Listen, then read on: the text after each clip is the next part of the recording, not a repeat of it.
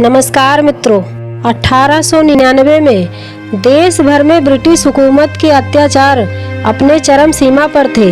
वहीं पर राजस्थान के लोग अंग्रेजों से नहीं बल्कि एक कुदरती आपदा से लड़ रहे थे जो उनके शरीर को अंदर से खोखला कर दिया था। सड़कों पर लाशें पड़ी हुई थी। उन लाशों का इतना बुरा हाल था कि चील कौवे भी नहीं पूछ रहे थे। लोगों के शरीर में इतनी ताकत नहीं थी कि वे अपने प्रियजनों का पार्थिव शरीर अपने कंधों पर उठाकर उनका अंतिम संस्कार कर सके।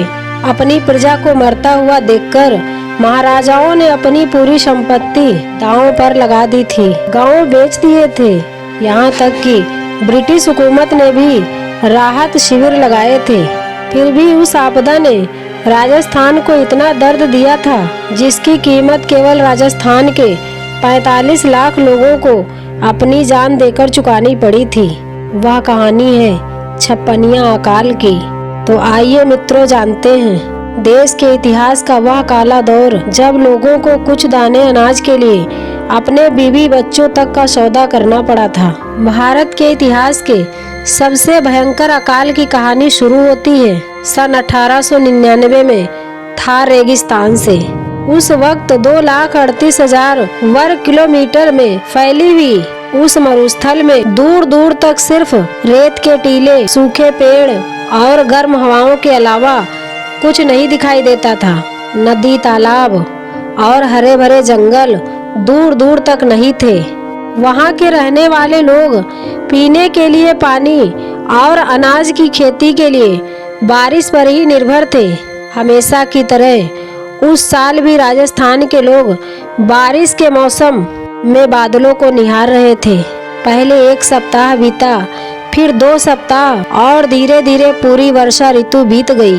फिर भी आसमान से एक बूंद भी पानी नहीं बरसा था, जिसकी वजह से राजस्थान के किसान ना तो फसल बो सके और ना ही पशुओं के लिए चारा हो सका था।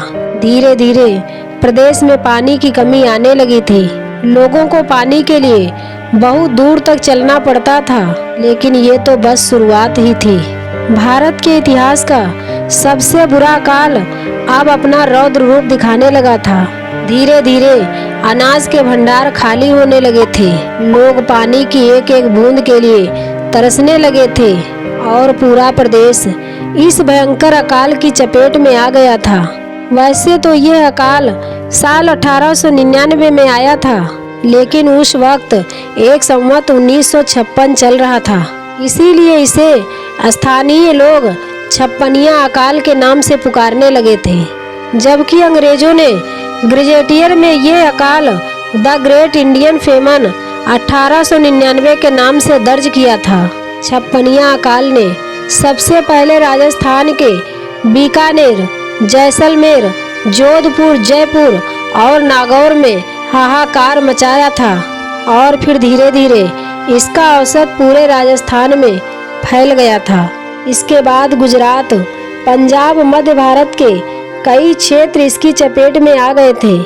अब किसी सामान्य अकाल की तरह इसकी भी शुरुआत पानी और अनाज की कमी के साथ होती है, जिसका सामना करने के लिए वहाँ के स्थानीय लोग 2 बार की जगह एक बार ही अपना खाना शुरू करते हैं और फिर 2 दिन में एक बार खाना शुरू करते हैं।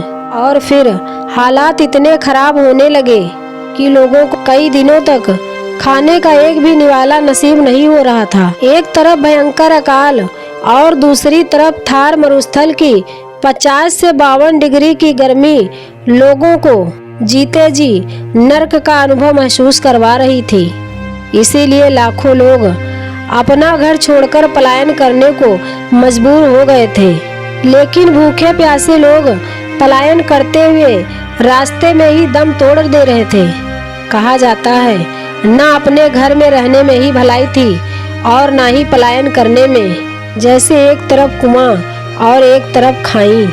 पेट भरने के लिए राजस्थान के लोगों ने रोटी और सब्जी की बजाय रबड़ी पीकर जिंदा रहना शुरू किया था। लेकिन धीरे धीरे दूध और रबड़ी भी खत्म होने लगी थी, क्योंकि किसानों के पास पशुओं के लिए चारा नहीं था।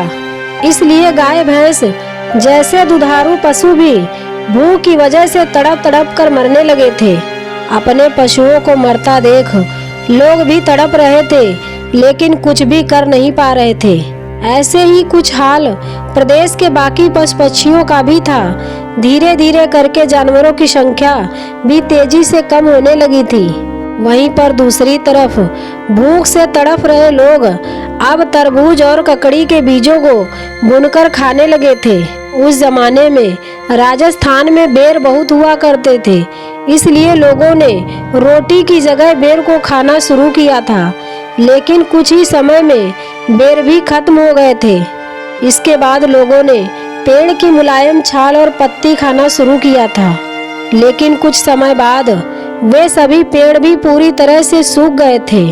लोग भूख से इतना तड़प रहे थे कि लोग पानी की प्यास को भूल चुके थे और वे सूखे पेड़ की छाल को कूटकर उसे थोड़े से पानी में मिलाकर पीना शुरू किया था।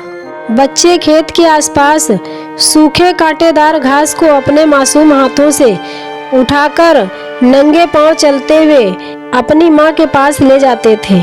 फिर परिवार वाले कांटों के बीच में से जो दाने छुपे रहते थे उनको निकालकर इकट्ठा करते और फिर उनको उबालकर खाते थे। उस भुखमरी ने शाकाहारी लोगों को भी मांस खाने पर मजबूर कर दिया था। कुछ मनुष्य तो नरभक्षी हो गए थे। जब उन्हें भूख प्यास से मरा हुआ कोई भी व्यक्ति दिखता तो वे उसके शरीर से मांस निकालकर खाने लगते थे। जिंदा रहने की जिद में उन्होंने सब कुछ किया जो करना संभव हो सका था, लेकिन भूख ने लोगों के शरीर को चूसना शुरू कर दिया था। रात दिन भूखा रहने की वजह से उनके शरीर का मांस गायब हो चुका था। भूख ने उनका खून तक चूस लिया था। उनके शरीर की हड्डियां दिखने लगी थी। लोगों का शरीर ऐसा हो चुका था जैसे मानो कोई हड्डियों का कंकाल हो, और कमजोरी इतनी थी कि वे किसी के सहारे बिना खड़ा होना मुश्किल था। बच्चों के शरीर का विकास रुक गया था। जवान लोगों को शरीर सिकुड़ने लगा था और बुजुर्गों की हालत इतने बुरे थे कि वे अपने बिस्तर से खड़े तक भी नहीं हो पाते थे। कई लोगों ने अपने आंगन में लाठियां गाड़ रखी थी ताकि उनके सहारे उठ बैठ सके। आज धन दौलत की इतनी लालच बढ़ चुकी है कि लोग अपने अपनों को ही दुश्मन हो गए हैं।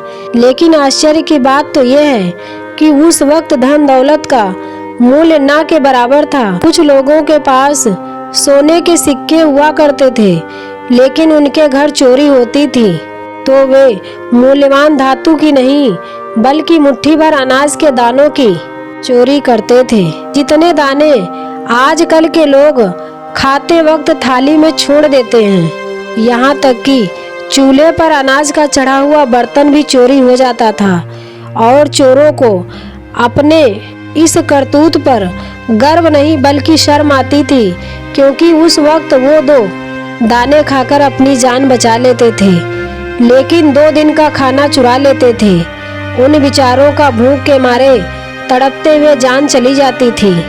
उस वक्त राजस्थान और गुजरात में छप्पनिया अकाल ने भयंकर त्राहिमाम मचाया था, जिसे देख वहां के स्थानीय रियासतों के कई बड़े राजाओं ने प्रजा के लिए अपने अपने अन्न भंडार खोल दिए थे, जिनमें खरवा रियासत के राजा राम गोपाल सिंह खरवा जी, बीकानेर के महाराजा गंगा सिंह जी राठौर और मेवाड़ के महाराजा फतेह सिंह जी जैसे कई महान राजाओं के नाम शामिल हैं। इन राजाओं ने अपनी प्रजा को बचाने के लिए जगह जगह लंगर लगवाए थे और भूख से तड़प रहे लोगों में खिचड़ी और चने भी बंटवाए थे।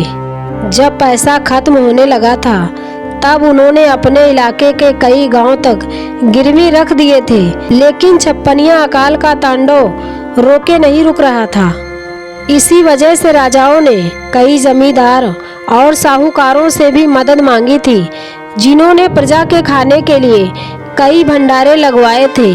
इसी बीच सन 1899 में ही लॉर्ड कर्जन को भारत में वायसराय पद पर नियुक्ति हुई, जिनके नेतृत्व में ब्रिटिश सरकार के अधीन आने वाले प्रदेशों में अकाल से प्रभावित लोगों के लिए कुछ राहत शिविर लगाए गए थे। लेकिन इसमें से कुछ 25% तक ही लोग शिविर राहत ले पाए थे, क्योंकि उस वक्त प्रदेश में यातायात सुविधाएं मौजूद नहीं थीं। इसीलिए इन राहत शिविरों का फायदा सिर्फ शहर के लोग ही ले रहे थे, जबकि दूर दराज गाँवों में रहने वाले लोग अपनी भूख से तड़प रहे थे। परिस्थितियां इतनी खराब थी कि कई गांवों की सड़कों के किनारे भूख से तड़पकर मारे गए लोगों की लाशें पड़े पड़े सड़ रही थी। लेकिन कई गांवों के लोगों में इतनी शक्ति नहीं थी कि वे मरे हुए व्यक्ति का अंतिम संस्कार कर सके।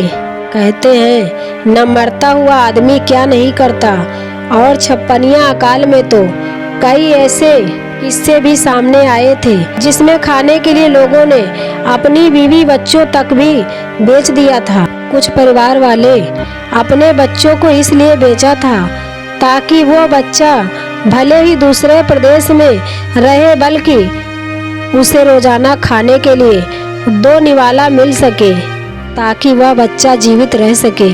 साथ ही बच्चे के बदले वो भी 2 वक्त की रोटी ले सके। उसी वक्त का ये दर्द भरा किस्सा ये भी है। असहनीय भूख से तड़पते हुए किसान ने अपनी पत्नी तक को भी बेच दिया था। जब अगले साल चैत्र महीने में वर्षा ऋतु की दस्तक हुई, बादल गरजने लगे, तो उसने अपना सिर पकड़कर अपने किए पर पछतावा करते हुए कहा था कि बादल उमड़ घुमड़ कर अब भले ही बरस रहे हैं, लेकिन भूख का जो नुकसान पहुंचाना था तो उसने पहुंचा दिया था। मित्रों, ये थी छप्पनिया अकाल की कहानी, जिस कहानी को सुनकर हम सबकी रूह कांपती है। ये कहानी हमारी आप लोगों को कैसी लगी कमेंट कीजिएगा और हमारे चैनल को लाइक और सब्सक्राइब कीजिएगा।